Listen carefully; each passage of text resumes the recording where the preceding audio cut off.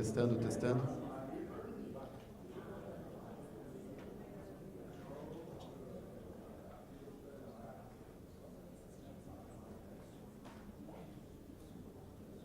Pessoal, a gente gostaria de começar o trabalho.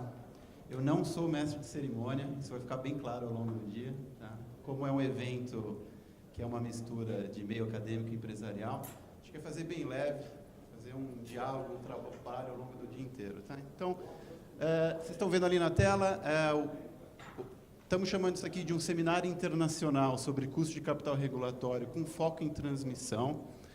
Essa é a conclusão de uma das primeiras etapas de um projeto de P&D. Está chegando aí o som? De um projeto de P&D que nós estamos executando, é um P&D de 24 meses, vou dar os detalhes mais para frente.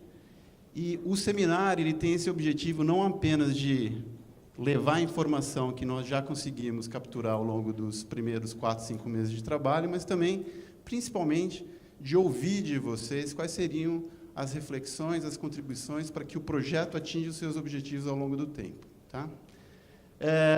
Do lado direito, aquele logo ali é da ISA CETEP, obviamente um agradecimento para o proponente do projeto de P&D, que topou o desafio, Rafael chegando aqui no começo. É um desafio conceitual metodológico que existe ao redor do mundo, em vários países, em vários setores econômicos. A gente aqui não podia ser diferente, está entusiasmado com os produtos que podem surgir dessas reflexões. Obviamente, agradecer a Aneel por persistir no caminho de executar projetos de P&D. É um programa que tem uma diversidade de resultados, uma diversidade de tipos de projeto, e a gente acha que vale a pena incentivar o refletir, o pensar cientificamente, o pensar no longo prazo, porque assim que a gente constrói realmente ciência, né? E o Ascende Brasil tem o privilégio de ser o executor desse projeto de P&D, com a ajuda de vários colegas da Universidade de São Paulo, inclusive. O dia está organizado dessa forma, então, tem uma sessão de abertura, o Cláudio vai fazer breves comentários e reflexões, afinal, qual que é o objetivo, não apenas do próprio seminário, mas do próprio projeto, mas do walk regulatório, né? Por que tanto esforço metodológico para atingir qual função objetivo lá no final. Depois, na sessão 1, um pouquinho de detalhes sobre objetivos mais específicos do seminário e sobre o escopo do projeto de P&D, onde é que ele está se encaixando, não apenas no processo regulatório que começou ou terminou, dependendo do ponto de observação, na Audiência Pública 41, que não foi conclusiva, como todo mundo sabe. Ela falou, olha, respeito às controvérsias, vamos parar para pensar, também reflete tudo que está sendo discutido na Consulta Pública 15, que é um olhar mais aberto, um olhar mais para longo prazo, um olhar mais questionador em relação às metodologias de cálculo de custo de capital regulatório, para os 3 elos da cadeia, GTD, gerador cotista, transmissor e distribuidor. Depois, então, a gente vai pedir ajuda para um objetivo principal da parte da manhã, que é convidar o Ian Ralston, que veio do Reino Unido, para trazer a experiência dele, não apenas de fora do Brasil, mas multissetorial. Lá ele trabalhou no setor elétrico, em outros setores econômicos, como de saneamento, telecom, e por aí vai, na Ofgem. O Ian vai trazer um monte de informações, de perguntas e respostas, para então, logo em seguida, na parte da manhã, a gente fazer uma sessão de debate com o Paulo Pedrosa. Cadê Paulo? Paulo, logo aqui na primeira fileira, está dando para a gente essa colher de chá. O Marcelo Costa, cadê Marcelo? Logo ali, é o diretor financeiro, o CFO da Alupar, é o cara que ele influencia e é influenciado pelas decisões atreladas à alocação de capital e, portanto, tem muito interesse em ver no walk regulatório o espelhamento do custo de oportunidade de capital. Então, a gente queria esse olhar bem pragmático. E um dos professores sêniores que está no projeto conosco, o professor Roy. O professor Roy deve estar, acabou de entrar ali. Ele ouve o nome dele e decide entrar na sala. Vamos para um almoço. O almoço é aqui mesmo, para facilitar e para a gente melhorar o tempo e para ter mais tempo de conversar. Na parte da tarde, então, uma breve explanação sobre os desafios mais metodológicos, mais quantitativos, né, o mais nitty-gritty, menos filosófico e mais metodológico, que a gente está vivendo agora no curto, médio prazo, e para o longo prazo a gente quer também pensar em alternativas ao CAPM, ao CAPM, ao método para cálculo de custo de capital mais clássico na literatura e na prática global. A gente tem opiniões. Na própria nota técnica da Aneel, da Consulta Pública 15, ela colocou as limitações desse método e pediu ajuda. E aqui a gente vai tentar, inclusive, ajudar a Aneel e também quer que de vocês ajuda para as próximas etapas do projeto PD, como eu já disse. Um coffee break e voltamos, então, para um debate com um painel composto também de perfis diferentes. A gente sempre está em busca de olhares diferentes para compor um pensar mais diverso e mais robusto. O Paulo Gabardo. O Paulo, hoje, ele está nessa transição que viveu intensamente a CP 33, foi um dos escribas, como todo mundo sabe, um dos filósofos da Consulta Pública 33, e agora está no Ministério da Fazenda, ajudando o próprio Ministério da Fazenda a construir uma boa ponte para o setor elétrico. O Pedro, quem conhece o Pedro também sabe que ele tem opiniões fortes, mas sempre muito bem embasadas, vai tornar o debate super rico. E o professor Rafael, que vai estar aqui com pelo menos 3 chapéus. Ele está aqui como professor, ele vai estar aqui como representante da BRAT e vai estar aqui também como diretor da ISA-CETEP. Tá? Então, esse é o programa do dia. Cláudio, quer, por favor, fazer a abertura oficial?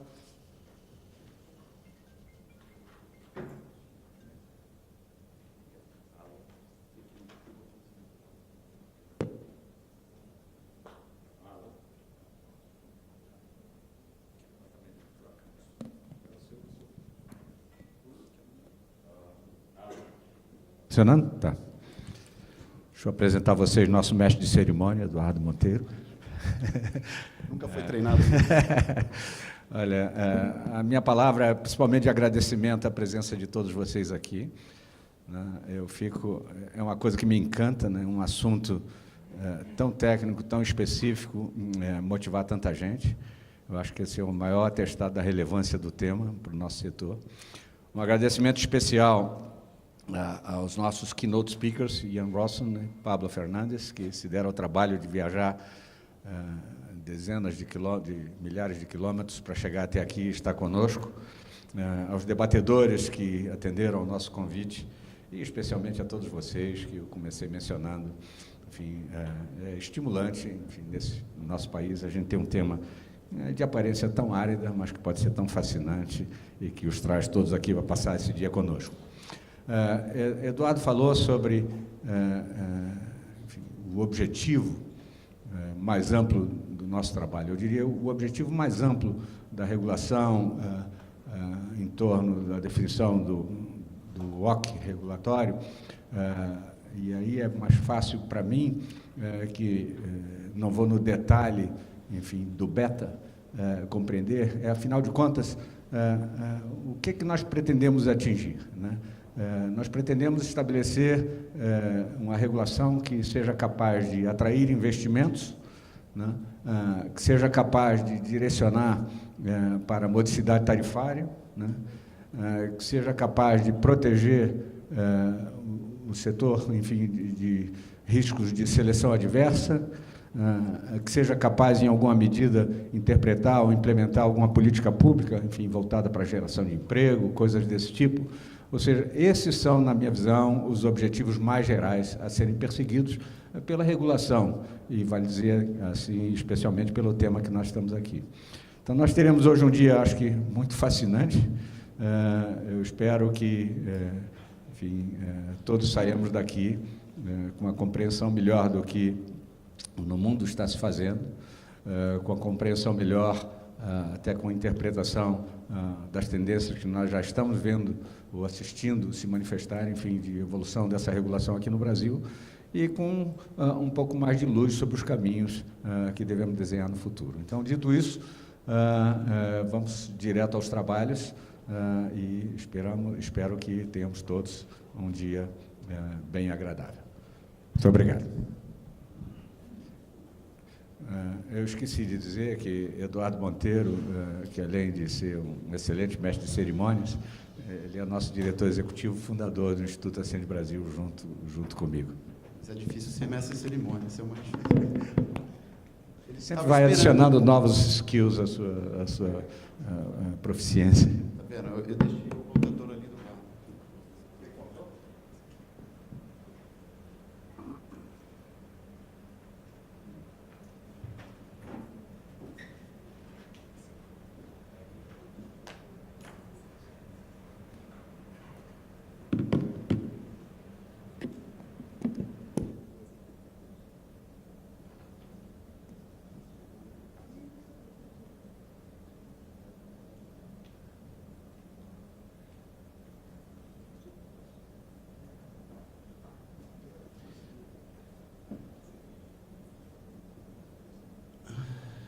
Eu estava tentando achar o professor Pablo Fernandes, eu pedi para ele sentar na frente, mas ele prefere ficar lá, ele prefere ter esse ângulo de observação.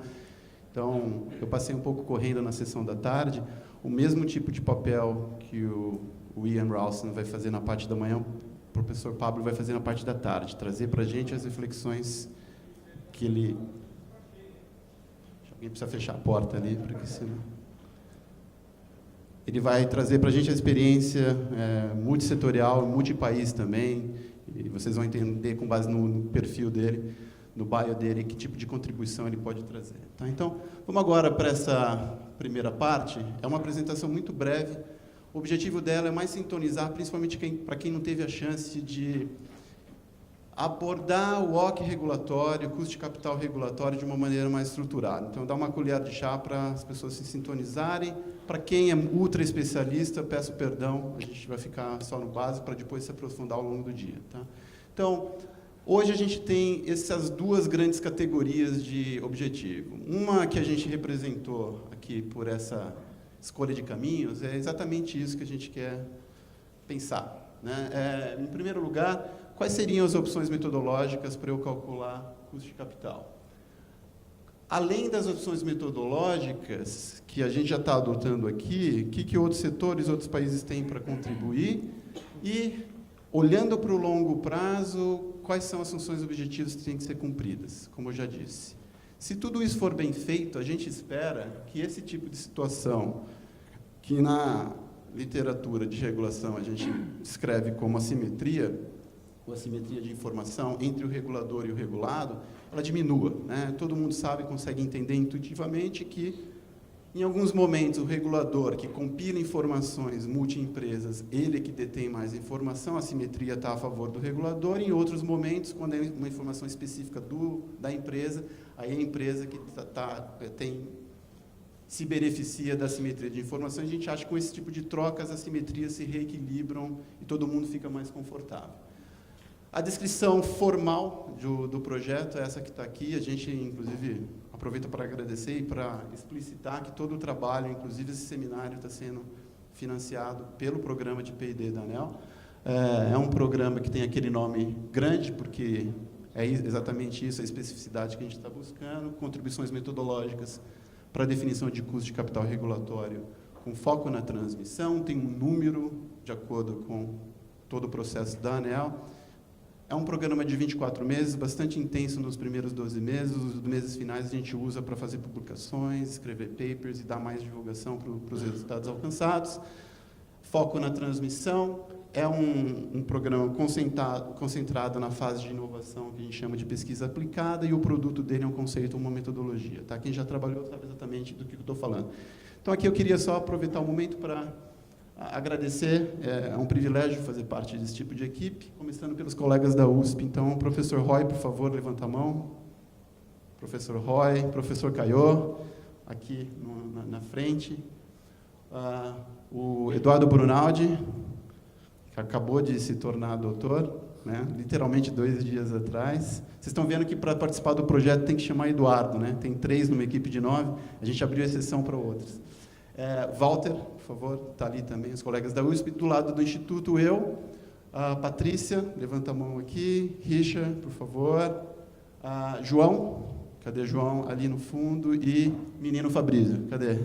Ali. Então, está todo mundo aqui, vocês estão vendo, então, o trabalho literalmente sendo executado por essas pessoas, vocês estão vendo o resultado parcial. Não é para dar aula aqui de finanças corporativas, não, só para trazer a intuição, principalmente para quem não faz parte do meio, né? Aquela equação lá no topo da tela, o que ela quer dizer na prática? Se eu quero calcular o valor de uma empresa, do empreendimento, uma maneira muito clássica para eu fazer isso é espalhar um fluxo de caixa ao longo do tempo, e para eu trazer a valor presente, eu preciso de uma coisa chamada taxa de desconto. Essa taxa de desconto é exatamente o tipo de parâmetro que a gente está querendo buscar na hora que eu quero calcular o meu CAE, o meu custo de capital próprio, o meu KD, o meu custo de capital de terceiros. O espírito ou conceito por trás desse K, ou dessa taxa de desconto, é o que está no número 2. Ele tem que expressar um custo de oportunidade do capital. Este custo de oportunidade, por numa visão bem intuitiva, é o quê? É a melhor alocação para aquele recurso, o melhor retorno que eu conseguiria num determinado prazo comparável e num determinado risco comparável. Se eu fizer um investimento com um retorno inferior ao melhor, eu, teoricamente, não estou entregando o melhor valor possível. Para o cara mais rigoroso, eu estou destruindo o valor. Tá? Então, esses são 2 conceitos bem fundamentais para quem ainda não teve a chance. A coisa começa a complicar porque, obviamente, na hora de eu acessar recurso, na hora de eu alocar o capital, eu tenho 2 fontes possíveis de uma maneira bem simplificada. É botar a mão no bolso, capital próprio, ou é pedir emprestado, capital de terceiros. É exatamente isso que aquela equação lá no topo expressa. O CAE é o custo de capital próprio, essa parcela aqui nada mais é do que expressar a participação do capital próprio no capital total. Então, a participação do capital próprio sobre o capital total está aqui, onde E é a quantidade do capital próprio, D é a quantidade da dívida assumida para aquele empreendimento ou para aquela empresa, e quando eu divido um pelo outro, eu expresso a proporção. A mesma coisa para o lado de cá, quando eu falo da dívida, e tem aqui o fator que a gente chama de escudo tributário, na ausência de uma melhor tradução, mas é o meu tax shield, que expressa um benefício fiscal, um benefício tributário derivado da ausência de tributação sobre despesa financeira. É só isso, né? Então, a maneira intuitiva de interpretar é uma ponderação de custos de capitais diferentes, e a gente sabe, tem milhões de explicações para se chegar lá, por que eles têm que ser diferentes. E a intuição mais básica também traz que o custo de capital próprio tem que ser maior, porque ele embute mais risco, portanto, mais retorno. Depois, no debate, a gente pode se divertir com outras alternativas de explicação. Esse slide eu não vou percorrer, não, ele é só representação utilizando o auxílio de um balanço patrimonial, expressando, então, que se eu tenho capital de terceiro, a maneira de eu remunerá-lo seria via juros, expresso, então, pela intensidade do KD, e no capital próprio, eu remunero via ganho de capital ou via distribuição de dividendos. O segredo está em como chegar no cálculo do CAE, do KD e da estrutura de capital, aquela proporção de capital próprio, capital de dívida, que eu trago para o meu projeto, para a minha empresa. Dito isso, o objetivo principal do nosso projeto de P&D é o que está no quadro cinza. Desenvolver contribuições metodológicas para aprimorar métodos e técnicas de hoje e também propor novos métodos científicos de uma maneira estrutural. Tá? Então, na última reunião de equipe, o Rafael até falou assim, olha, o foco do projeto de PD ele tem muito mais espírito da consulta pública 15 do que da audiência pública 41. Né? É abrir o leque de opções e não está tão preocupado com o cálculo específico do próximo ciclo de revisão tarifária periódica. Obviamente, todo mundo está interessado nesse resultado, mas é mais importante que, no longo prazo, o resultado seja mais robusto. Né? Para chegar lá, para cumprir esse objetivo, 2 tipos de questões estão sendo discutidas todo dia no projeto. A primeira é, qual a técnica? Qual é a metodologia que eu posso selecionar? E aí, 2 grandes caminhos, depois eu represento graficamente de uma maneira mais explícita. Ou eu vou para métodos ex post, onde o CAPM e uma derivação, uma complicação do CAPM é o multifatorial, ou vou para métodos ou metodologias ex ante. No primeiro caso, eu conheço dados históricos, então, com base nos dados históricos, eu extrapolo um retorno futuro. No segundo caso, eu, com base num comportamento muito recente, quase numa ausência de dados explícitos, eu imagino que, por exemplo, a taxa interna de retorno implícita, dada por um vencedor de um leilão de transmissão, embutida pela RAP que ele aceitou para construir aquele lote de transmissão, é de tantos %. Então, eu implicitamente imagino que o OC regulatório, a taxa interna de retorno que ele admitiu para aquele projeto é de tanto. Então, são caminhos diferentes cientificamente. O que a gente espera, inclusive, comparando os resultados ao longo do tempo, é que eles se casem, que eles se conversem de uma maneira harmônica. E outra, né? Para quem vai calcular, isso daqui é o dia a dia, não somente escolher o método, mas na hora que eu escolho o método, tem uma coisa chamada calcular, né? Calcular significa, existem dados suficientes? Se existem, a qualidade dos dados é boa? Se a qualidade dos dados é boa, como é que eu seleciono a janela temporal? Porque também consigo brincar muito. Eu gero resultados diferentes, deslocando a janela no tempo, aumentando, diminuindo a janela, e também brincando com exclusão dos outliers, né? Aqueles fenômenos estatísticos que fogem do padrão. Então, tudo isso aí afeta o resultado final e é um problema que faz parte do nosso dia a dia lá no projeto. O custo de capital próprio, última intuição mais baseada em equação que a gente quer trazer, ele hoje é expresso para a metodologia atual que está sendo usada pela Aneel por essa equação. E qual que é a intuição por trás dessa equação? O custo de capital próprio, ele tem que partir de uma coisa que não pode ser inferior à chamada taxa livre de risco, né, que é o nosso RF. O RF é de Risk Free Rate. A gente até herdou na nomenclatura do inglês esse tipo de parâmetro. Então, se eu estou fazendo um aporte que é inferior ao que eu obteria, por exemplo, num retorno de uma NTNB do Banco Central, alguma coisa está muito errada. Porque se eu consigo ter esse retorno sem risco nenhum, seria a taxa livre de risco, por que eu estou saindo de casa todo dia para trabalhar tanto? Então, eu parto daí, esse acaba sendo o primeiro coeficiente linear da minha equação de primeiro grau, e depois do RF a gente vê, então, onde começa a aparecer o beta, foi até piada aqui do Cláudio, o beta nada mais é do que o meu coeficiente angular da reta, que expressa a volatilidade daquele ativo em relação ao retorno de mercado, né? Em relação ao mercado. Ele não está turbinando diretamente o retorno de mercado, mas sim a diferença entre o retorno de mercado e o meu ponto de partida, que é o RF. Eu acabei de descrever, então, o significado desse segundo termo. Como a maioria dos dados que estão sendo utilizados para calcular o CAE na metodologia atual parte de dados de fora, eu preciso fazer um ajuste para o risco Brasil. E aí, então, vocês estão agora entendendo a necessidade desse terceiro componente da equação. Perdão. Esse RB aqui que expressa o risco Brasil. Tá? Há opções, inclusive, sobre esse caminho que foi seguido. Eu preciso de RB se eu tiver dados locais? Isso aqui a gente vai trazer para o debate logo.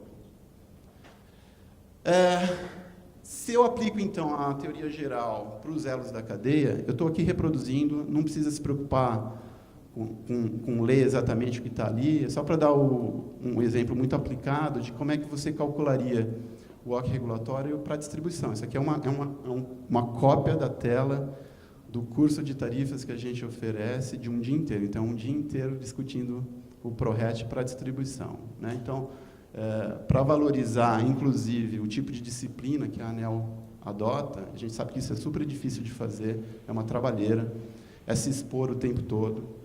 Para quem não sabe, hoje, cada componente tarifário que está aqui nessas linhas, custo operacional, base de remuneração, custo de capital, fator X, perda de energia, outras receitas, receita própria, está explicitamente definido como é que eu calculo passo a passo nos módulos do ProRet.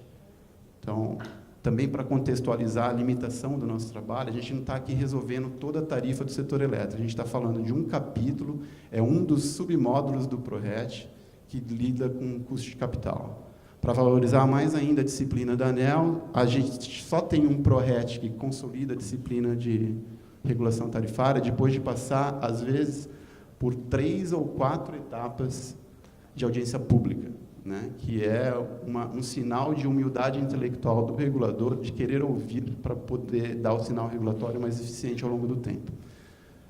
Quando eu pego e aplico, no caso da distribuição, eu tenho que ir parâmetro a parâmetro. Então, primeiro eu vou lá e qual que é a minha proxy de taxa livre de risco que está sendo desafiada permanentemente. Depois, como é que eu expresso risco de mercado, como é que o beta é calculado, como é que o prêmio de risco de Brasil é expresso, para partir, então, para a estrutura de capital que foi apurada pela Aneel. Ela tem um critério que também está em constante contestação.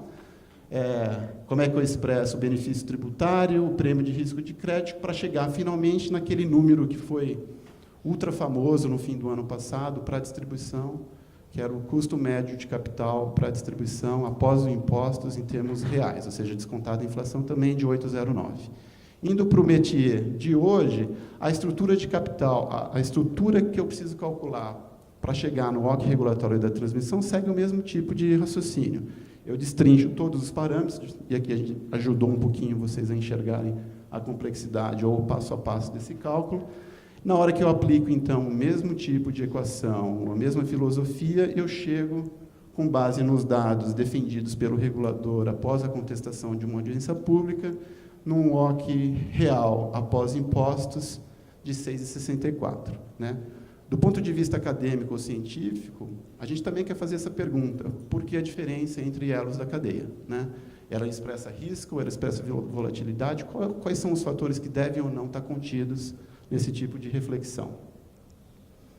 Tudo isso que a gente falou foi só nos ramos da cadeia, nos ramos da minha árvore metodológica. A gente só percorreu o CAPM e aplicou o CAPM. O problema é que, desde a década de 80, algumas anomalias foram sendo detectadas, né? Então, o CAPM, pela sua facilidade, ou pelo sua facilidade de intuição, ele acabou sendo mais clássico. É o mais empiricamente aplicado no mundo e no Brasil, em todos os setores. Só que vários estudos têm apontado que aquele beta que deveria expressar, a partir da taxa livre de risco, a volatilidade, ele não explica tudo. Ele não explica retornos futuros de uma maneira que a gente esperaria, né? Então, a partir dessa década de 80, o pessoal começou a estudar e percebeu que, se eu sofisticasse aquela equação do CAPM original, eu teria um poder explicativo melhor ou maior. E aí virou festa para o mundo acadêmico, né? Então, o primeiro que começou a se divertir com isso, ou os primeiros, o FAM e o French, que falaram: pera lá, não tem só um beta para expressar a volatilidade, eu quero também sugerir a introdução de um beta que expresse o risco de tamanho. Empresa grande, empresa pequena, tem comportamentos ou exigem ou demandam WOCs regulatórios diferentes. A mesma coisa também para um fator mais contábil, expresso pelo book to market.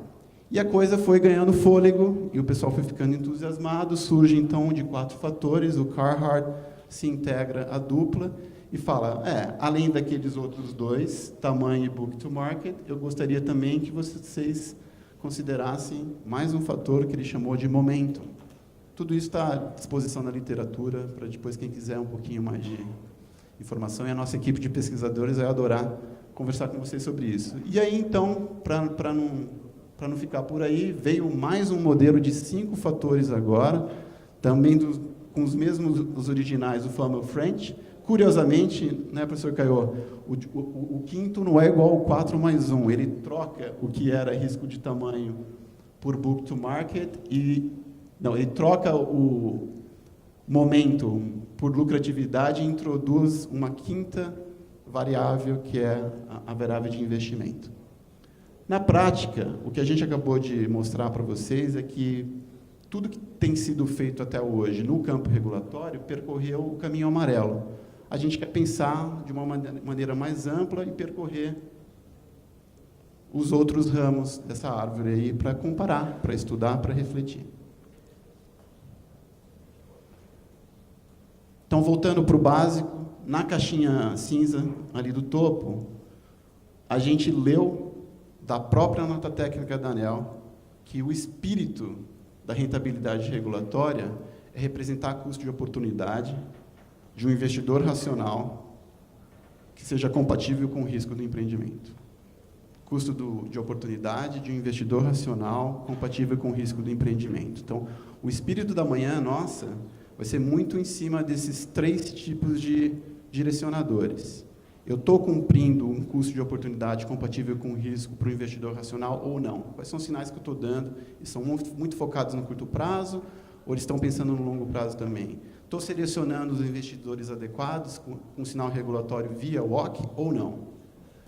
Aqui está só uma visualização para vocês, né? Um pouquinho de prestação de contas para os produtos do projeto, endereçar esses dilemas e controvérsias de uma maneira científica, para que, no futuro, a gente veja um processo regulatório um pouquinho mais robusto, mas as contribuições que a gente vai dar tem sempre um viés estrutural e permanentemente com aquele espírito de ser replicável, né? Não vai ter caixa preta, a gente quer abrir realmente aqui o espírito de discussão para contribuir.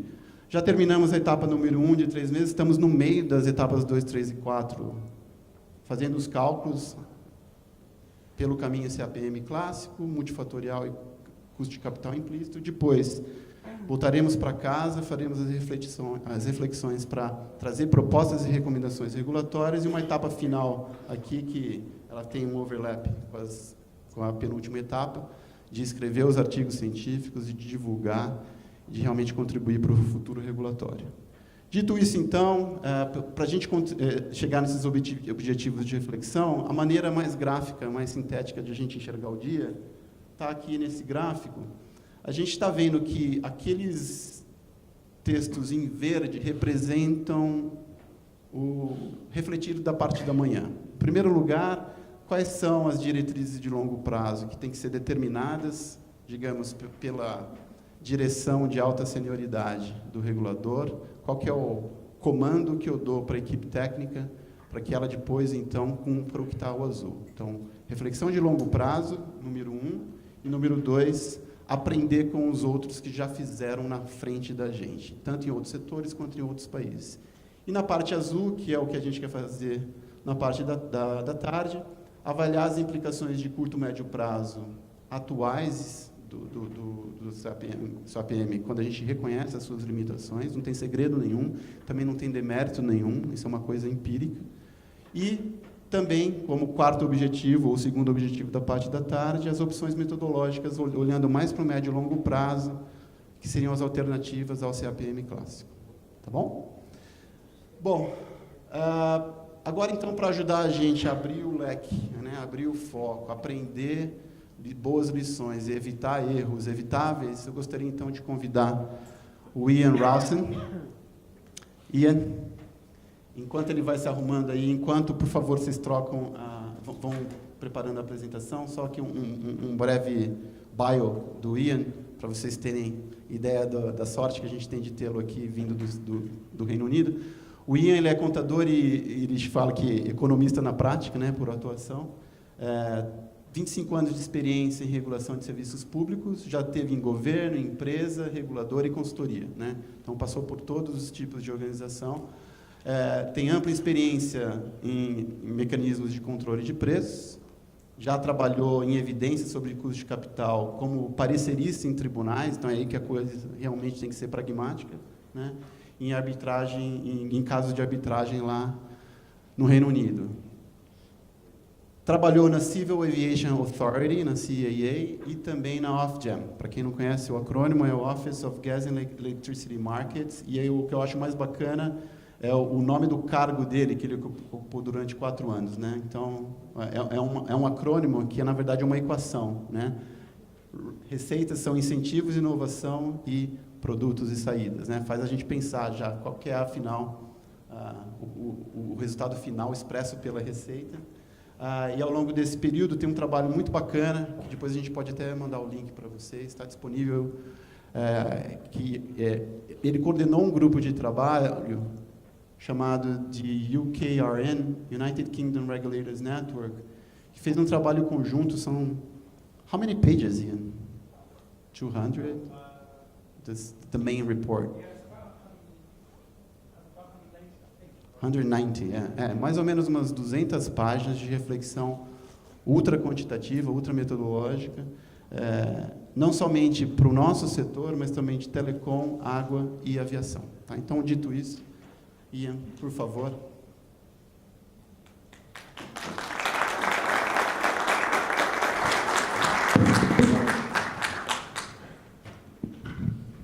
Eduardo, thank you very much.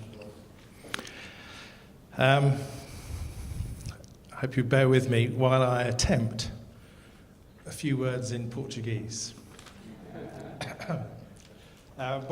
Bom dia, senhoras e senhoras. É grande privilégio estar com vocês. Lamento que eu não possa falar em português. Peço perdão para apresentar em inglês.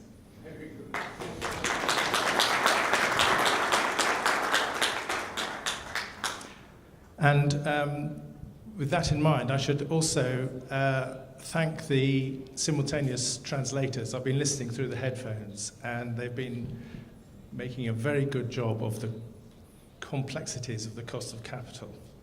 So thank you for that.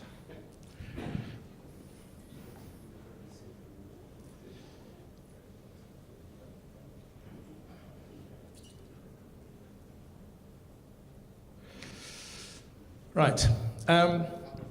We have a day today. We're talking about the cost of capital. The seminar is about the cost of capital. And the cost of capital is a complicated subject. It's a subject that involves a lot of theory, finance theory. It involves a lot of evidence. And we look to academics to help us understand, to interpret the theory and the evidence. And we're very lucky, I think, today that we have Professor Fernandes, who is, I think, without any question, a global authority on these matters. Professor Fernandes knows what he's talking about. I, in stark contrast, am not an academic. I am a regulator, or at least until last month, I was a regulator. So I talk to academics, I listen to academics, I try and understand the issues and try and interpret it for the decisions that we as regulators have to make. And those decisions are not just about the cost of capital, a number that we put into a formula. It's possibly even more importantly about longer-term regulatory strategy. How do we devise our frameworks? How do we design our frameworks to achieve our longer-term aims, which in most cases is about a better outcome for society, better outcome for consumers. So what I'm talking about here is insights from regulating in the UK. We've had a very important period over the last few years where we have taken forward the thinking about the cost of capital. I think in an important sense, the financial crisis that we had back in 2008 has revealed new information to us. It's revealed new information about how markets work. It's also revealed new information in particular about regulated industries and the risks that there are in those regulated industries. And what I'm able to do today is, I think, in part, some of the thinking, some of the quite creative thinking that we have done over the last few years. Whether that's Melorus practices, I don't know, but it is insights from our thinking, which I hope will be useful for today and for the project.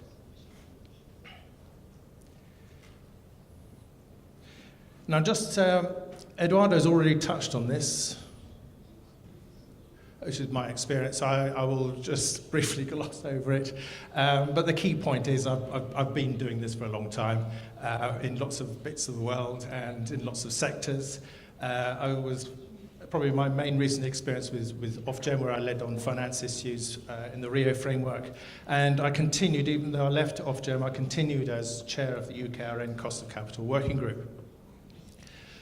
Now, the UKRN, which Eduardo briefly described, is the umbrella group for regulators in the UK, the economic regulators. We cover telecoms, water, energy, aviation, that's airports and air traffic control. We also touch on road and rail and even large cost plus defence contracts. We were set up about 5 years ago, sponsored by or encouraged by the government to ensure that we were able to raise the quality of regulatory decisions and ensure there's consistency between regulatory decisions in different sectors, but more important than consistency was quality. We share issues, we share resources, and the idea is that we have a joined up thing. It was a very active group. We met every 2 weeks. We've been meeting for every 2 weeks for the last 5 years. Importantly, we have what we call a peer review of cost capital decisions. So when a regulator is making a decision, we prepare a report. We work as a group to address the issues that they are considering so that the decision makers are able to be confident that they have the insights from across the sectors. Now, one of the important things that we did fairly recently was in 2017, we commissioned a major study, what we call the UKRN Cost of Capital Study. It was published in March 2018. There's the link. Will people get the... I hope well, if you don't get a copy of the slides, I'm sure we can give you details of the link. It was written by leading academics and practitioners. Importantly, the leader of that group also was an author of a major study that we had in 2003. And the purpose of this study was very much to update that study because we felt the world had changed. The world had changed almost unrecognizably from the world that we had in 2003. And we wanted to check that we still had the right ideas, the right concepts to work forward. So we asked that group to work with us. Now that group, among other information that they looked at, they use data on markets around the world. And throughout my presentation, I also refer to the same data. The data they use, the data I use, is what we call the DMS data set. It was compiled by Dimson, Marsh and Staunton from the London Business School. It's the basis of the Credit Suisse Global Investment Returns Yearbook, which many of you may have seen. It derives from their work on their publication, their book, The Triumph of the Optimists, I think back in about 2002, but they update that every year. We've been using that data. Where I have other sources, I separately identify, but where I don't specify the source, it will be the DMS data set. Now, the DMS data set, where do I point to? Is data on the annual returns on 21 markets around the world. It's not just equity, they also look at bonds and bills as well, but we're concerned mainly with equity. 21 markets. It's not necessarily a good reflection of the world today. It's quite heavily dominated by Europe and by North America. It doesn't have China. It doesn't even have Brazil. But it is, I think, in the UK recognised as broad consensus view that it is the best information that we have about a broadly diversified returns in markets around the world. So as well as the 21 markets, they also compile an index of the world market, which has been very helpful to us. So with that in mind, if we sort of go back to basics, what is it all about? I've got two parts to this. The first part is about CAPM. I've got a graph here that I will fill in, and we've got up the axis up the left, the expected rate of return. We need to understand the rate of return that investors need to expect to encourage investment. And I think as Claudia and Eduardo were saying earlier, it's important for us that we have a rate of return that encourages investment. If we have a rate of return that doesn't encourage investment, then we suffer because investment isn't undertaken. Equally, we suffer if we give them too much money. If we overstate the cost of capital, then consumers have to pay more than they should. So we want to understand what investors' expectations are, given what's on the bottom axis, which is the level of what we call systematic risk or undiversifiable risk, and I will sometimes refer to it as market covariant risk. Now, the UKRN study confirmed that the CAPM, the capital asset pricing model, is the appropriate model for us to use. With all its weaknesses, I'm sure Professor Fernandez will be telling us this afternoon about many weaknesses, and it does have many weaknesses, but it is the best model that we have. And in terms of securing confidence in regulatory decisions, they concluded, and I think we agree, the regulators agree, that it is the best model and therefore an appropriate model for us to refer to. But there's an important insight as well there, which is that in general, investors are able to diversify their portfolios. So an investor will have lots of investments in lots of companies. Some will do well, some will do badly. If a company does badly, the investor is not too concerned because there'll be other companies that do well. The issue that really concerns an investor is when the whole market goes down. When the market as a whole goes down, that's what causes problems for investors. So for an investor, an investment that doesn't go down when the market goes down is particularly attractive. And so you've got this range here. Do we have a company that is relatively less risk, less exposed to that market risk, but earns less money? Or do we have an investment that is more exposed to that risk and gives us a better return? So, key questions that we have to ask. The first one is, what is the risk-free rate? And this is very much going over the ground that's Eduardo's already covered, so I'll be quick. What is the expected rate of return? And I've got there in there we are, the risk-free rate, a little box, little thing there. So that's the first question. But rather than thinking about it as a concept, the risk-free rate, I'm saying, what do investors expect from a low-risk investment? It's a real practical question. What do we expect from a low-risk investment? The next question is, what is the expected market return, which I shorten as EMR? And we associate that with a beta of 1 by definition. The beta of 1 is the market risk. But again, rather than just sort of talking about sort of concept market return, characterize that in real terms. What do investors expect from a typical company in the equity market? So then we have to ask, where are we on this spectrum of risk, from risk-free all the way up and beyond the market? And in practical terms, it's about, is a regulated business like a typical stock market company, earning quite a lot of money but quite a lot of risk for our portfolio, or is this investment somehow protected from that kind of risk? It is that simple. That is what the capital asset pricing model, the CAPM, is all about.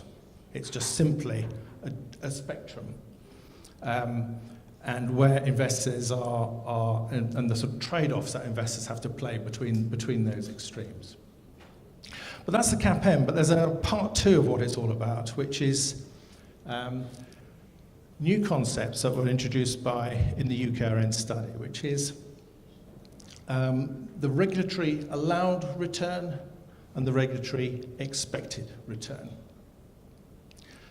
And their recommendation was that regulatory allowed return should be set so that the regulatory expected return is equal to, or as close as we can make it, to the weighted average cost of capital, which we derive using capital asset pricing model.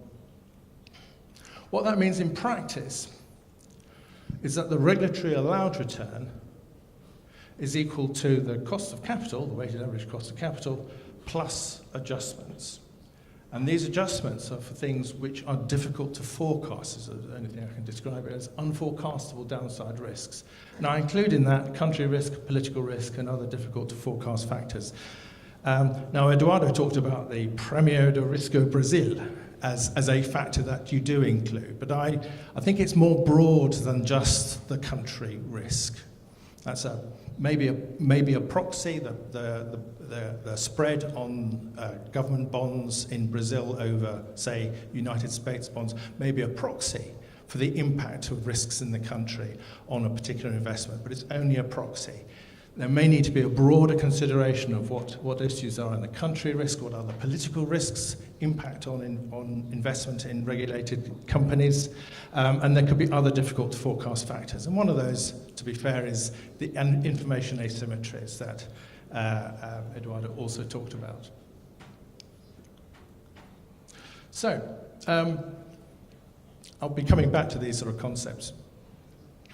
Now, for us, the reason we undertook this study, the reason we commissioned this study, was that the world today looks very, very different to the world that we had in 2003 when we last had a major study.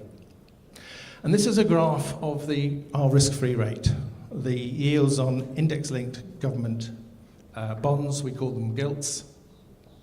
And you can see that from the 1980s, during the 90s and since, it has come down and it's come down and it's come down. It's now at about minus 1.5% in real terms. This is looking at the prospective risk-free rate, and we've got all 5 to 10, 10 to 15, 15 to 20, 20 to 25 years. The markets in the UK are assuming that interest rates will remain low for at least the next 25 years. Now, this is a world that we had not anticipated before, and we needed to understand, are there any implications for this, for our methodologies for the cost of capital? But at the same time, there were other things that concerned us, and the key one of major political concern to us was that we've seen massive investor interest, appetite for regulated assets. We've seen some very high transaction values, premium on the regulatory asset basis of up to 50%, which is a 200% premium on regulatory equity. So when we set the cost of capital, we set the cost of equity, and we may be remunerating, or if you like, paying for, say, 7% on £1 worth of equity. Investors are prepared to pay £3 for that £1 of equity. Now that tells us, or indicates to us, but it also indicates to commentators, to politicians in particular, that we may have got the cost of capital wrong, that investors may be prepared to invest in these businesses for a lot lower returns than we have been giving them. And this worried us a lot. So we've commissioned this report. Even though companies claimed that it was all to do with outperformance, they claimed that the required equity returns were still about 7% real. This is just equity returns. We recognize that these were stretching credibility, particularly in the politicized environment. And it has become an increasingly politicized environment in the UK. And you can't get away from that. Regulated companies, regulated industries are very much operating in a political environment. So the question we were asking was, could this, what we call lower for longer, lower interest rates for a longer period than we thought was possible, could this lower for longer interest rate environment mean low required returns? Now there's sort of two ways of thinking about this, and if I quickly whiz back, if I can, to this graph, that's it. Two questions really are around, or two options, is if the interest rates are lower, if the risk-free rate is lower, does that whole graph come down? In which case the cost of capital is lower wherever we are on that graph. Or is it just the risk-free rate goes down? In other words, the graph tilts, and then the cost of capital only goes lower if we are on the left-hand end, in other words, if we are talking about low-risk businesses. And those, just keep those sort of two ideas in mind. So, the first of those is because market returns are lower. What we have here is a graph of equity market risk premium, if you like, the difference between the market return and the risk-free rate, the difference between the RM and the RF that Eduardo was talking about, and we've got the risk-free rate along the bottom. Now, if the whole graph goes down, we would expect the equity market risk premium to stay fairly constant. And this is work that our water regulator, water and sewage regulator, Ofwat, undertook, and they've got PwC to do some analysis using a long series of analysis of the equity market risk premium using dividend discounting methodology used by the Bank of England. And every quarter they come up with a view of the equity market risk premium, and they track that against the risk-free rate. And they've done this consistently since about 2000. And so, as I was saying, if the whole graph goes down, we would expect a horizontal row of dots. In fact, what we get is that. Now, it's not quite horizontal. PwC showed that the line of best fit was that. It's not quite a one-for-one reduction, which would be that. But on that basis, Ofwat concluded that the market return has come down, or is likely to have come down a bit as a result of lower interest rates. But the problem for us was that it's not enough. It's not enough to justify the very high valuations that we have seen. So it doesn't look like a strong relationship. So that means we needed a different explanation for investor appetite for regulated assets. Now, a clue for this might be in what investors told us when we asked them, particularly those who weren't successful, said, look, why were you prepared to spend so much money on these assets? And what they told us, broadly speaking, is there is a shortage of low-risk assets offering good financial returns. Seem to be a lot of investment money out there willing to spend to invest in relatively low-risk assets, pension funds, sovereign wealth funds, and so on. And the clue for us was in this phrase, low-risk assets. So that is the next question: is it because they are low risk? Now, I'm going to return to this in a few minutes. So if I can sort of say, hold that thought, because I'm just going to spend a little while just addressing some of the issues that we uncovered through the study on the equity market return before I return to the risk question. So on the equity market return, the UKRN study revised the advice they gave us back in 2003. They didn't revise it a lot, but they did revise it. And they said that the long-term market return is still the best available information, reference point for our decisions. Again, a bit like CAPM. CAPM's not a very good model, but it's the best model available. And similarly, long-term market returns isn't a good indicator of what's going to happen in the future, but it's the best we have. There are other ways of looking at the future, such as using dividend discount modeling, but there are so many issues with that in terms of the assumptions that you have to make and the discretion that can be taken in reaching a conclusion, that for authoritative, confidence-building decisions, the long-term market returns is still the best available information. But they said we should give weight to returns in the global market, not just the UK market. That's the first thing. And the second thing was that we should also give weight to the geometric returns, not just the arithmetic mean of returns. Now, I'll explain that in the context. In the global market, using the DMS data, the annualized return over the 117 years from 1900 to 2016, the annualized return was about 5%.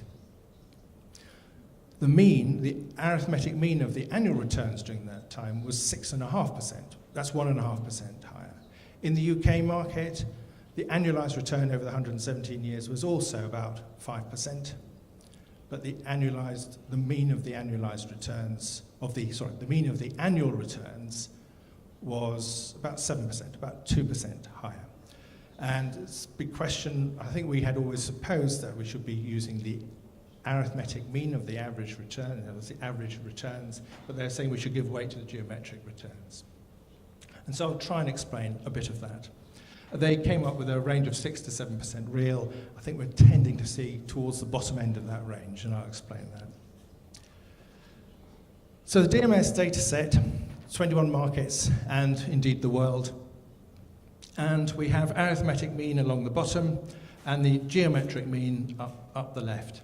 And you'll see that the world there is about 5%, geometric mean about 6.5%.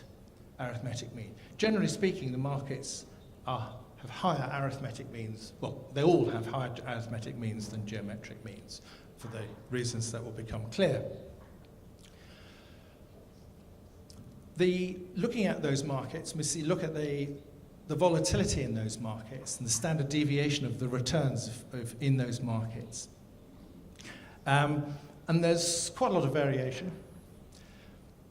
What we've done here is we've looked at the beta against the world market, and that was how much of the returns in each market is covariant with the world market.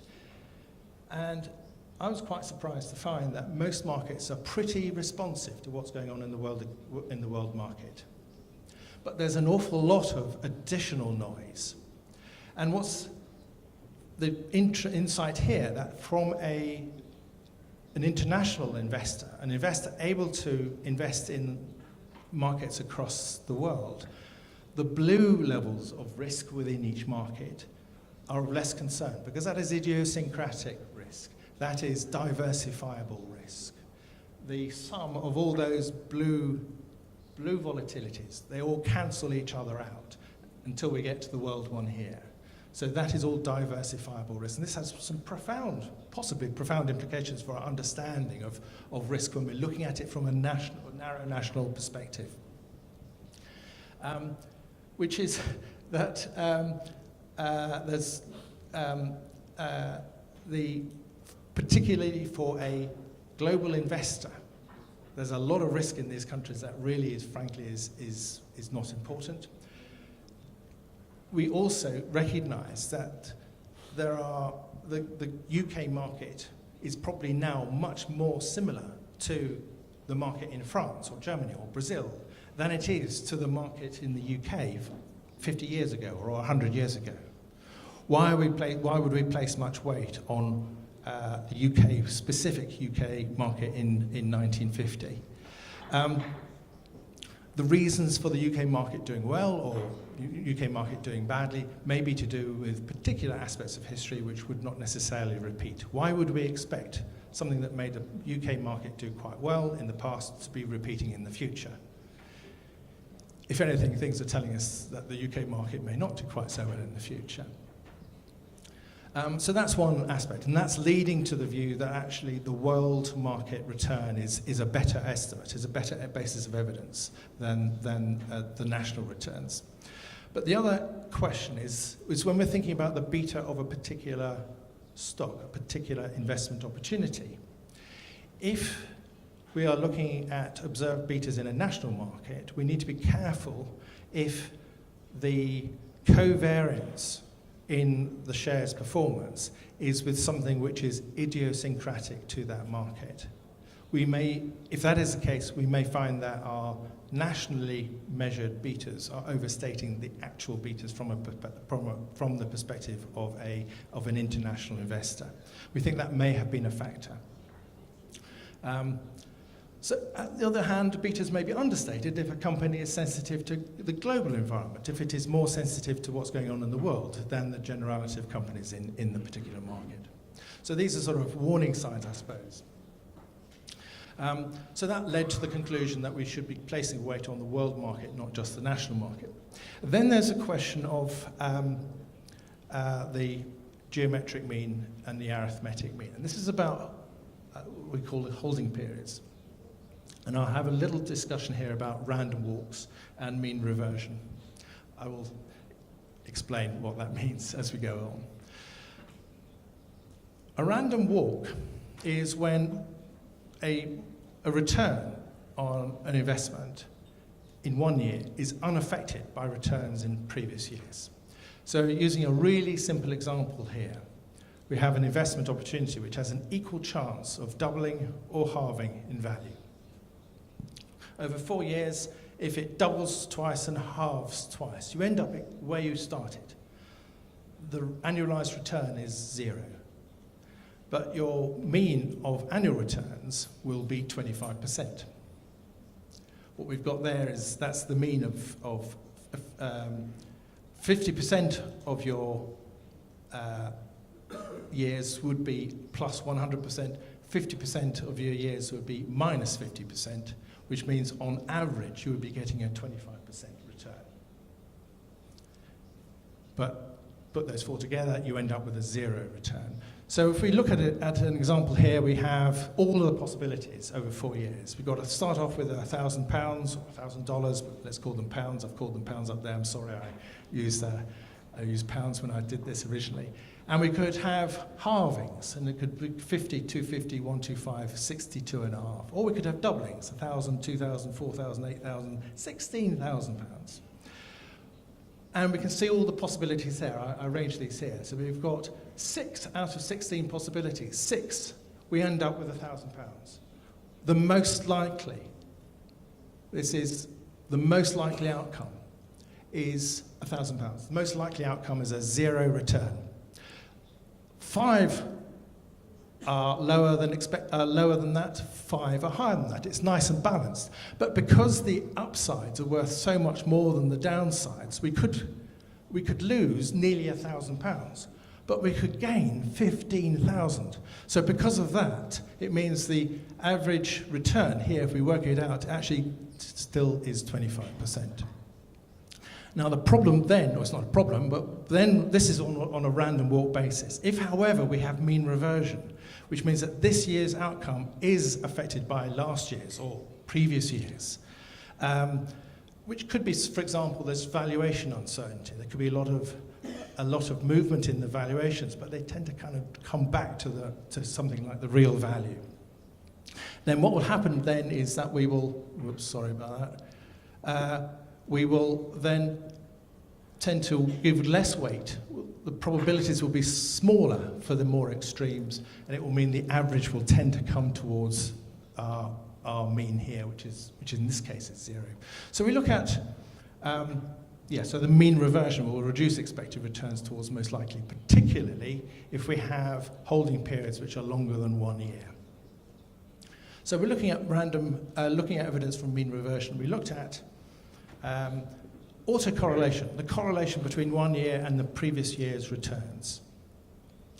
And to try and understand this, and partly to help understand this from a perspective of us regulators who are not statistical experts, we did simulations. We simulated for each market, we did 10,000 simulations of the returns, given the average return and the standard deviation of the returns. And we looked at all the possible scenarios that might happen. Then we compared that with where the actual outcome is for that market.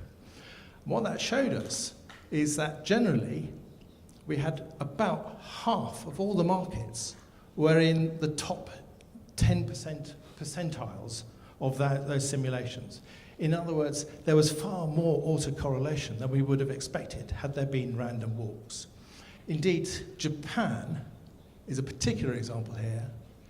Japan was so extreme. Out of 10,000 scenarios that we simulated on a random walk basis, only one of those scenarios was more extreme than the actual autocorrelation in Japan's actual history from 1900 to today. So that told us these markets are not exhibiting random walk behaviour. That's 1 year. We then looked at 20 years on a similar basis. And then we see that the markets tend to move somewhat to the left of the graph. And we can see the world there is just over, it's about a third, it's sort of just a bit less than 30%. So in other words, 20-something% of scenarios were more more extreme than the world. We can't prove that there's mean reversion here, but it's evidence that there is mean reversion here. But with it seems that there's something else going on. We realize that the 1 year effect is because when there's a downside, such as a financial crisis or a war or something like that, it tends to be quite progressive. You get a fall, and then it falls for 2 or 3 or even 4 years. And so that's why we get this strong autocorrelation effect. But over longer periods, over 20 years, for example, there's some counter effect which overwhelms that single year effect, and that leads to a view that there is most likely to be some kind of mean reversion in the market.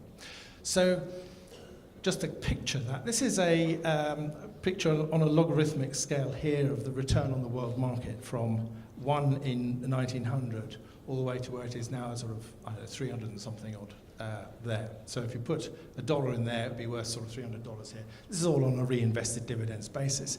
And you can see the key moments of history. This is the collapse in some markets straight after the First World War. This is the result of the Depression, particularly in America.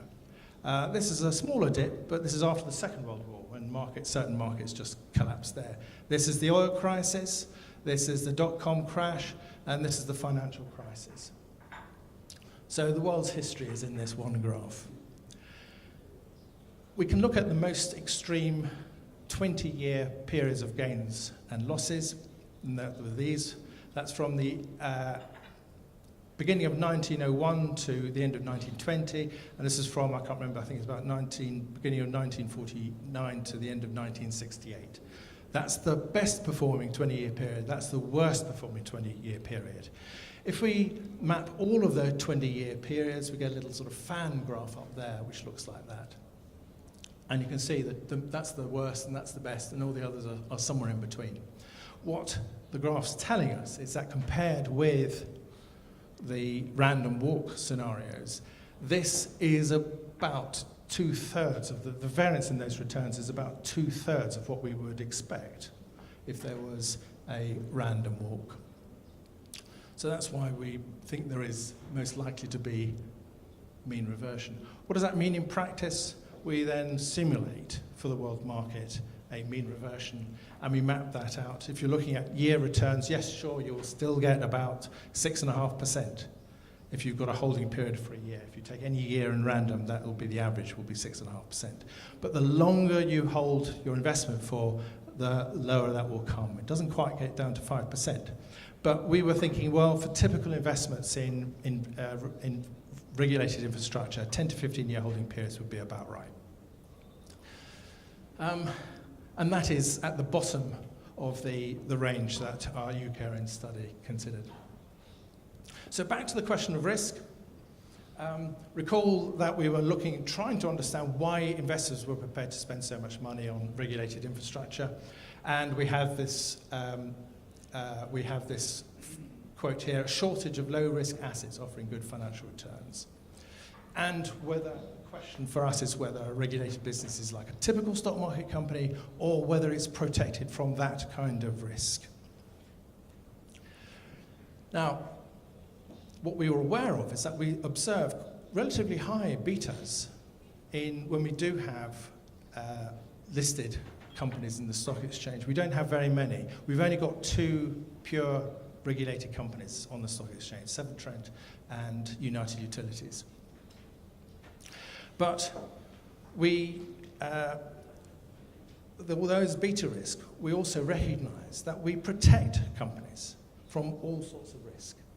In particular, where most companies in an economy suffer when there's a recession because customers spend less money.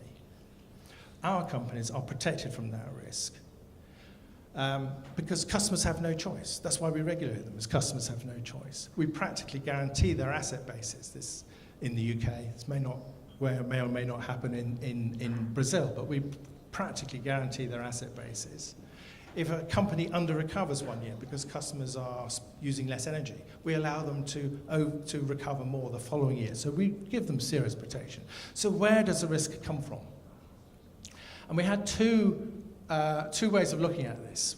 One is about the dimensions of risk, what I describe here as the dimensions of risk, and then we looked also at the drivers of risk. So first of all, the dimensions of risk. We saw 4 dimensions of risk. And we considered for these what impact it has on the cost of capital, what impact it has on incentives, what impact it has on financeability. The first one is volatility, just sort of simply the scale of uncertainty. By itself, we said that may not have an impact on the cost of capital because it may not be the sort of risk that it concerns investors. It certainly is a factor in financeability. It could well be a factor for lenders, but for equity interests, it's going to be down to the balance of that risk. And for incentives, it could well be a distraction. Companies have to manage risk. We want them to focus. There are certain things we want to focus their energies on. And if there's too much risk around, we may divert their attentions to things that are less productive from the perspective of society or consumers. The next dimension is diversifiability. And as we've discussed, that is centrally important for the cost of capital, because that's where we get our beta risk from. Then there's forecastability. What I mean by forecastability is, can we forecast the expected value of an outcome, and indeed the range of uncertainty around that outcome.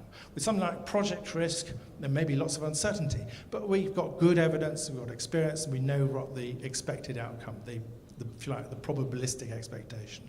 We may hope to achieve something for 100 million, but we know there could be overruns, and so on average we would say, well, let's assume 110. So we'd have a contingency of 10.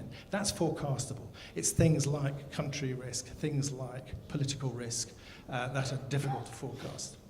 That also has an impact on the cost of capital because of our regulatory allowed return as opposed to the regulatory expected return. And there's also an interaction with incentives because of information advantage. That could be a factor for difficulties with forecasting. And the final one is manageability. What are we looking for companies to manage? That has a profound impact on incentives, but it also has an impact on financeability. So these dimensions of risk are one way of looking at it, but another one was looking at the drivers of risk. And what was, I think, to our surprise, is that as regulators, we have not done this before. We've always just assumed all risk is risk. We don't understand it very much, but investors tell us there's lots of risk and they need a return to compensate for it. We've never really understood where that risk comes from. And so we identified here 11 drivers, and I'll just touch on 2 or 3 of them. The first one there is uncertain demand risk. And that in most companies in an economy is the higher risk. It's where beta generally comes from. But in many of our regulated companies, we fully protect those companies from this risk. Our energy companies and our water companies, we don't set a price cap, we set a revenue cap so that they can secure that revenue, whatever happens to the economy. Input price is an interesting one. What is the unit cost of the work that we are having to do? And if anything, we see that, well, what would happen if the market is down, if there's a recession?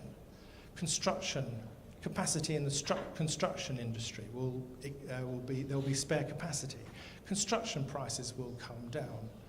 Because prices are down of these inputs, our companies will make more money, not less money, so there's a counter-cyclical effect.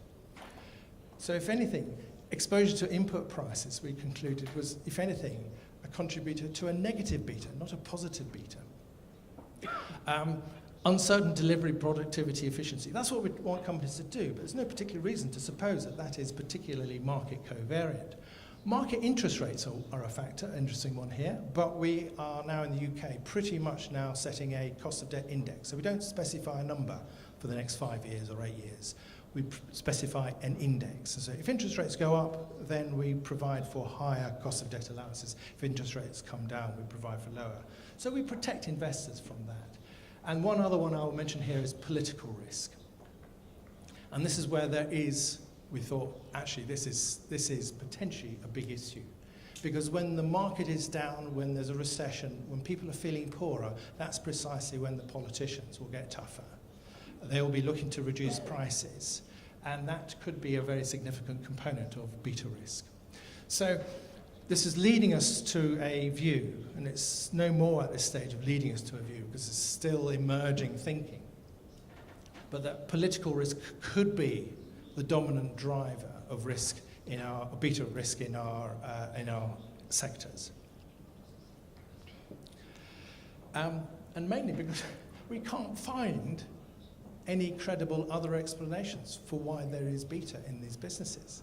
It's just pointing us to political risk being a really big factor. But it could also be a dominant driver of what we were calling these forecasting asymmetries, the need for this adjustment to the weighted average cost of capital in our allowed return. Because political risk is inherently difficult to forecast. We can't put a figure in as an expectation for the outcome of political risk. It will most likely be asymmetrically downside. There's probably little chance of political interference that will push returns upwards. But there are other asymmetries as well, and we've got to recognise, we've got to acknowledge that there are information asymmetries as well. So that's led us to a change in the way we start thinking about risk. And then finally, is starting to sort of think about how this impacts on the way we think about regulatory strategy. We recognise the underlying risks could actually be very low. Sometimes we get a glimpse of that risk. So, for example, if we have a concession that we are putting out for a long-term concession, 25 or 30 years, we have a lot of that in the UK for our offshore transmission investments in the North Sea. I understand you have them also in Brazil. We get some quite low cost of capital as a result of that. So we get a glimpse into that. But those businesses are not exposed to political risk in the way that our regulated businesses are. And we need to understand that. And it's a real problem, because if there is a lot of political risk, it means that it's more difficult to attract investment. It means that we have to charge consumer higher prices. If we charge consumer higher prices, then that aggravates the problem. It leads to more political concern about the prices that we are charging. So we get this vicious cycle. So the question is, can we turn that vicious cycle into a virtuous cycle? Can we start to think about this more strategically? How do we manage the longer term risk environment of the businesses that we are regulating? How can we reframe the bargain for the consumer? How can we relate the premium that we are charging consumers for the risk that there is, for the benefits that they get from private sector management? So what that's leading us to, I think, is more intelligent, risk-aware regime design. So that's really the key conclusion, is that there's a lot of new thinking.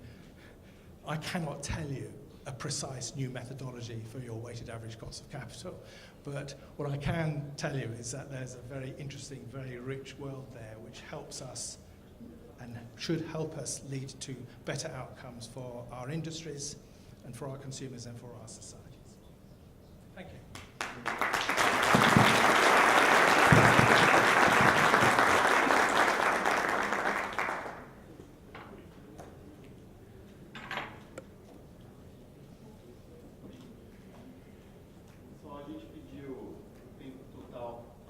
Estão me ouvindo, né? Agora sim. A gente pediu para o Ian fazer um esforço para encaixar o tempo da apresentação dele entre 40 e 45 minutos. Então a gente ainda tem 15 minutos para aproveitar a presença dele aqui de perguntas de vocês. Se vocês não tiverem, a gente vai aproveitar da própria equipe de pesquisadores. Mas quem gostaria de começar?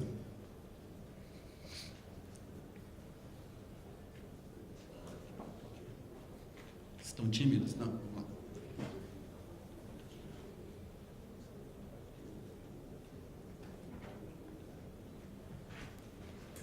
Só falar o nome e organização. Bom dia, Ian. Meu nome é Weber, eu trabalho na CIMIG. Parabéns pela apresentação, muito boa. A minha pergunta, na verdade, são duas. Oi?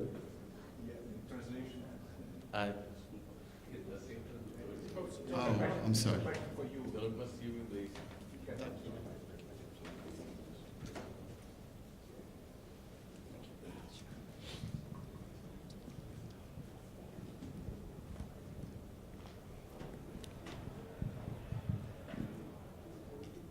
Okay, sorry, try again. Ok. Primeiro, parabéns pela apresentação, muito boa, muito rica. Ok? Bom dia a todos. Meu nome é Weber, eu trabalho numa companhia de energia chamada Semig, ok? Que tem atividades de transmissão, geração, distribuição. E, na verdade, a minha pergunta são duas perguntas bem curtinhas.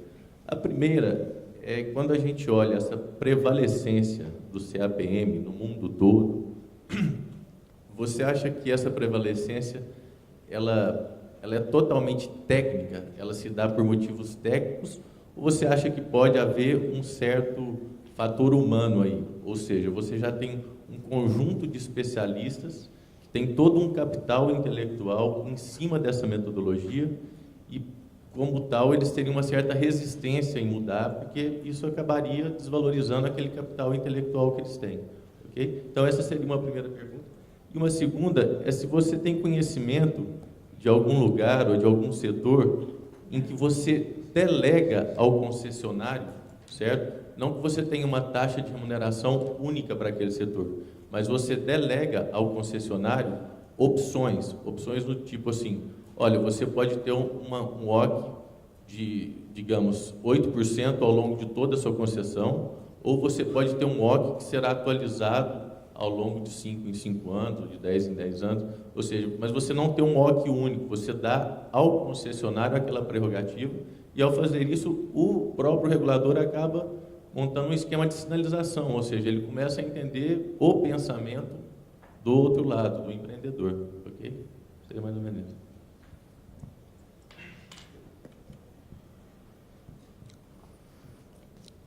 Thank you. I hope you don't mind me answering in English. There were two questions there. The first one is about the CAPM. I think the reason why CAPM is so important is because the insight that drives it is so easy for us to understand. To my mind, it's a very powerful insight that an investor able to diversify its investments will be more concerned about undiversifiable risks than it will be about diversifiable risks. Empirically, we may come up with lots of other models, but there's something very powerful about that insight. And I think for us to have a model of the world, it's not just enough to have evidence that it's a good model. We also need to understand why it's a good model. And I think people, many of us, of course, are not academics, but we have a modicum of understanding. But we can understand that central insight. It makes sense to us, and it seems to make sense to many investors. The conclusion or the study that we had, it was written by academics and practitioners, and there was a practitioner in there who noted that in practice many investment funds do take CAPM quite seriously. It's how they manage and how they measure performance is with reference to CAPM. So I think we stick with CAPM not because it's simple, not because we're invested in it so much, but because it is a reflection of a powerful insight that we can understand. The second question was about delegating to concessionaires options for different outcomes, which could include different weighted average cost of capital. I think that is something that we have tried quite hard in the UK, particularly our energy regulator, Ofgem, and our water regulator, Ofwat. We've tried to introduce sort of various menus into regulation. The idea is to try and use options for companies to choose from to try and help reveal information. We talk about information asymmetry, and we always try and find ways to reveal more information.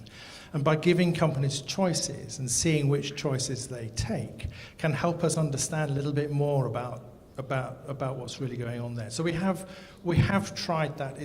It's not easy though. You can get the bargain wrong, and you can skew it so companies are will naturally pick one option rather than another without revealing any useful information for us. Because for us, if it doesn't reveal any new information, it doesn't give us anything of any great value. So yes, we have tried it and continue to try it, but it's not straightforward.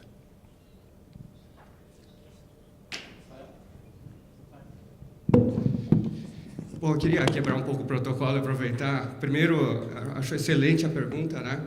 E esse é um ponto que eu costumo defender bastante.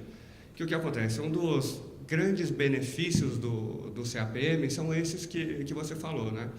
Todos esses modelos que o Eduardo mencionou e que depois a gente vai comentar mais, seja 4 fatores, 5 fatores, capital implícito, são modelos muito mais complexos, né? E que eu, pessoalmente, acho que são mais precisos. Só que o ganho de precisão é pequeno, né? Então, sem entrar em coisas muito técnicas, mas assim, tem um ganho de R quadrado da ordem de 5%, 10%. Você tem ganhos pequenos, mas para uma complexidade que é 10 vezes maior, né? Então, tem uma questão de o custo-benefício de usar esses novos modelos não necessariamente é bom. E acho que tem também essa questão que você falou do capital intelectual, né? Ou seja, tem uma inércia grande. Todo mundo aprendeu o CAPM.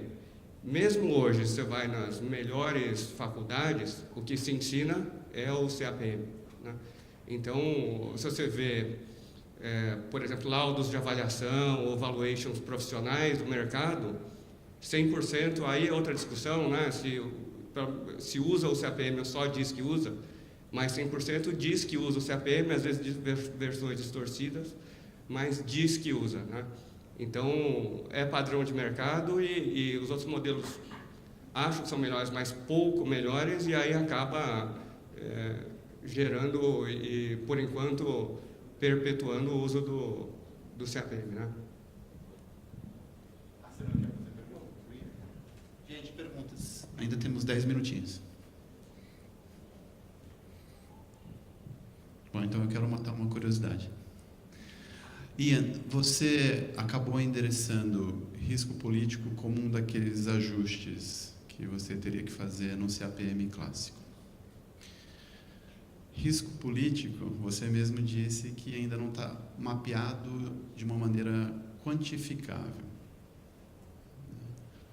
Um primeiro passo não seria olhar para regimes nos espectros políticos e ideológicos, ou mesmo assim, no que você observou, e não estou indo por o caminho correto? Então, para dar um extremo do espectro, pensar em países como Venezuela. No outro extremo do espectro, eu tenderia a dizer Reino Unido, né? E aí, Estados Unidos é um pouco mais complicado, porque a lógica é por estados, não é uma coisa tão nacional. Mas países que estão atraindo capital e países que estão afugentando capital. Algum tipo de reflexão acadêmica ou regulatória do practitioner sobre isso?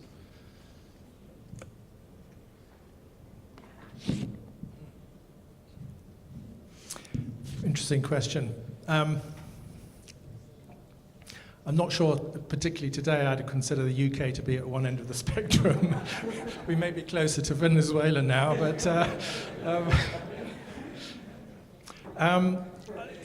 it is difficult because things happen, and it's very difficult to be able to differentiate between how much of that is a political drive and how much of it is something else.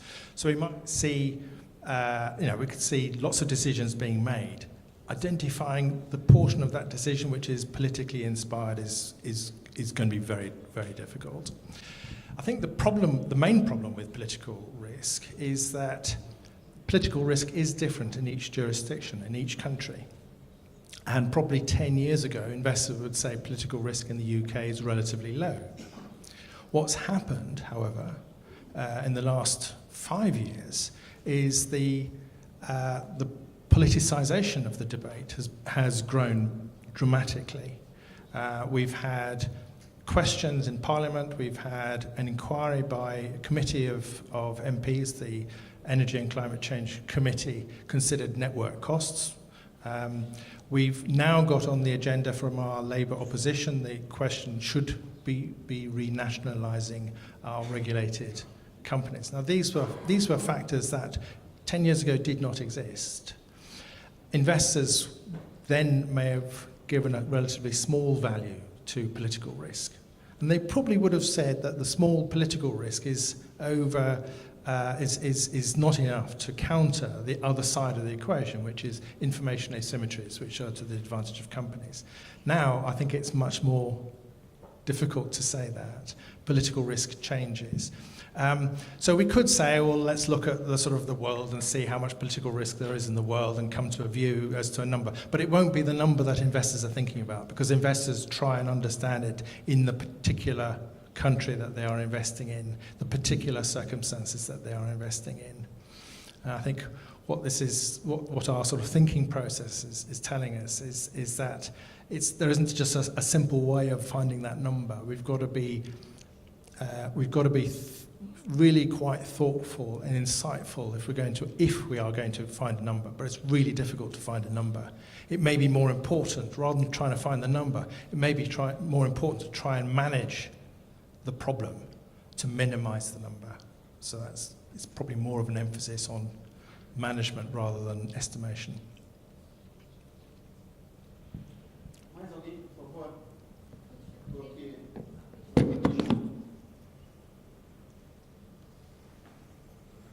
I'll make the question in English. The CAPM model is all based on a diversifiable, portfolio perspective, but there's an important role for the majority stockholders, which are the control group, and we see them as having a very important role in governance and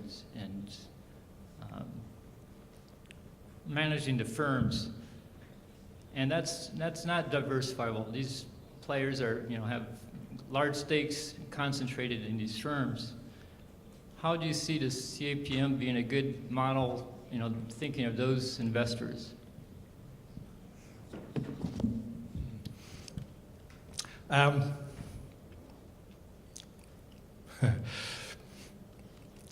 think there's an important distinction between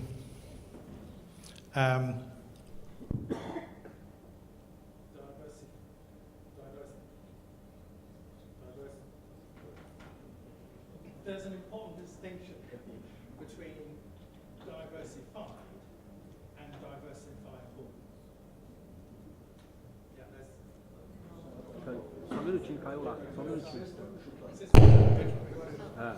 Yeah, that's better.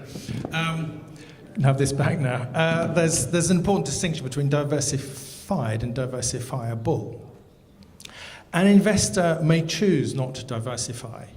An individual investor may not, for private reasons, be able to diversify, but that investor is in a marketplace, and in the marketplace there are investors who are able to diversify.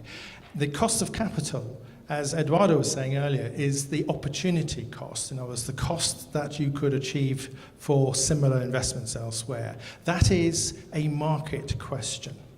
In other words, you cannot look at it in isolation. It is a market. And what we've learned, if anything, is that investors in these businesses, in regulated businesses, certainly in the UK, and I suspect also for Brazil, are increasingly international in scope. There's a lot of money swirling around the world looking for investment opportunities, and the task of regulators in any country is to try and find ways to attract that money. The opportunity cost is often with reference to the opportunities that are available to those investors. So I think for me it's about the burden of proof, if you like, is on demonstrating why this risk is not diversifiable. Generally speaking, if there are decisions that are being made, they are specific to a sector, or to a company, or to a project, those risks are just part of everyday ups and downs. They can be upsides, there can be downsides. There's no particular reason why that risk is going to be covariant with the market, in which case it is likely to be diversifiable, would be my view. A gente tem 3 minutos. Então, Rafael, para ficar dentro do tempo bem rapidinho aqui. Ian, primeiro, parabéns pela apresentação. Pelo jeito que começou, acho que poderia ter feito tudo em português, porque começou muito bem, né? E uma das coisas que, um takeaway que eu levo dessa apresentação é o quanto a gente pode fazer mais que só calcular o custo de capital, né? O regulador tem o poder de gerenciar o custo de capital. Ou seja, através das decisões